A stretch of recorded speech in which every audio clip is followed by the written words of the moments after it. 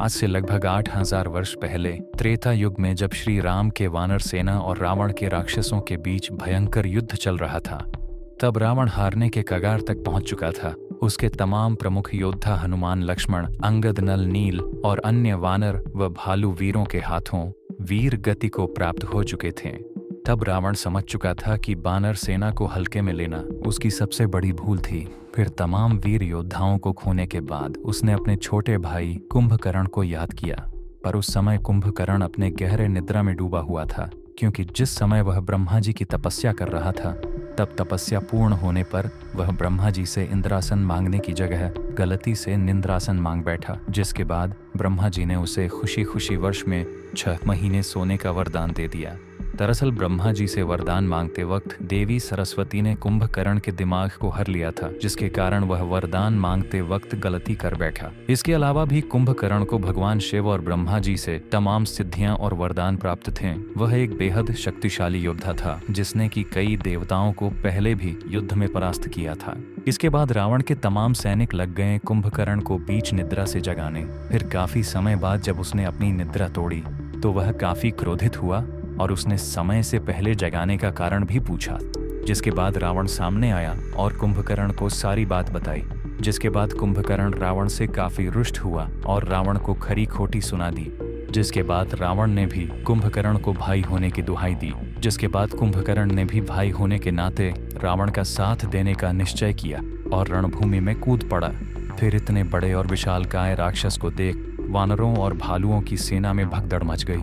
कुंभकर्ण को आता देख सभी दुम दबाकर भागने लगे।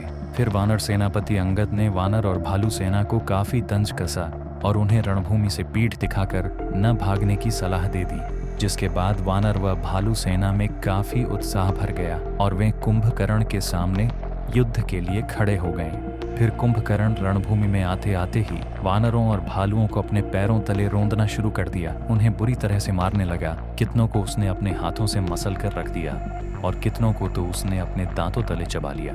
फिर यह देख वानरों के राजा सुग्रीव समेत अंगद और तमाम प्रमुख वानर सैनिक जैसे नल, नील, मैदा, द्विविद इत्यादि कुंभकर्ण पे टूट पड़े, पर कुंभकर्ण को कुछ खास क्षति न पहुंचा सके। कुंभकर्ण ने उन्हें एक ही झटके में काफी दूर फेंक दिया।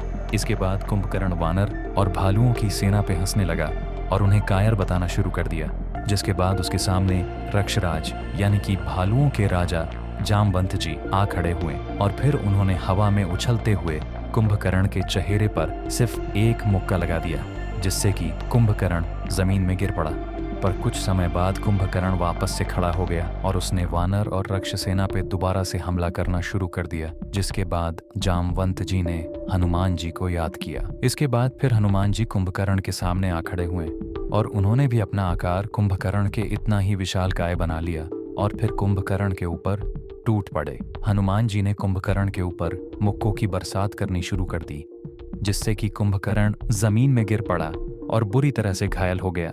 फिर कुछ देर बाद कुंभकर्ण वापस से खड़ा हो उठा और उसने अपनी पूरी ताकत लगाकर भगवान शिव से प्राप्त अपने प्रमुख हथियार शूल से हनुमान जी पे वार कर दिया। उसने शूल को सीधा हनुमान जी के सीने में ही धंसा दिया, जिससे कि हनुमान जी पूरी तरह से घायल हो गए और जमीन में गिर पड़े। इसके बाद कुंभकर्ण जोर से ठहाके लगाने लगा। ये देख लक्ष्मण जी आग बबूला हो गए और वे तीर कमान लेकर सीधा कुंभकर्ण के सामने खड़े हो गए और कुंभकर्ण को युद्ध के लिए ललकारने लगे। जिसके बाद कुंभकर्ण ने दोबारा से ठहाके लगाना शुरू कर दिया और कहा कि अभी तुम बच्चे हो, तुमसे युद्ध कर, मैं अपना समय बर्बाद नहीं करना चाहता। अपने बड़े भाई राम को भेजो, मैं उनसे ही युद्ध करूंगा और उनका अंत भी।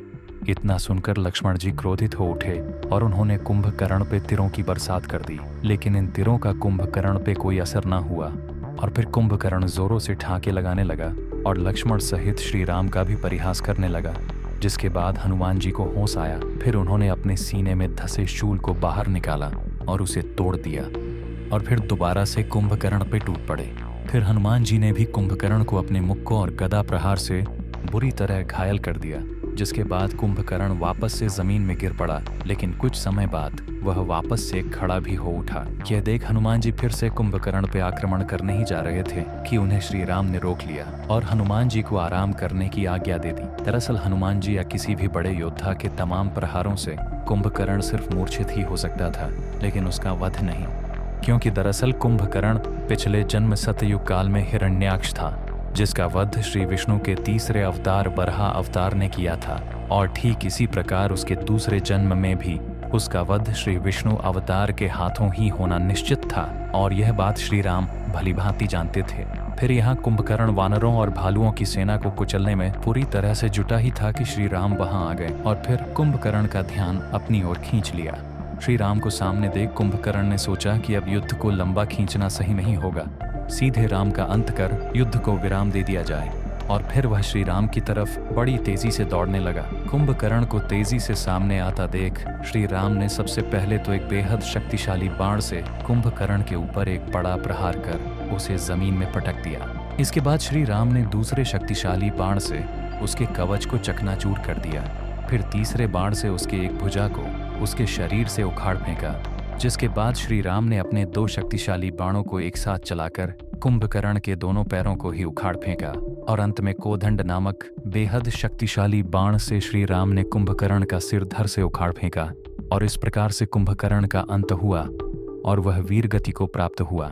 इसके बाद पूरे वानर और भालुओं की सेना में खुशहाली दौड़ पड़ी, क्योंकि उन्होंने एक बहुत बड़ी जीत जो हासिल की थी।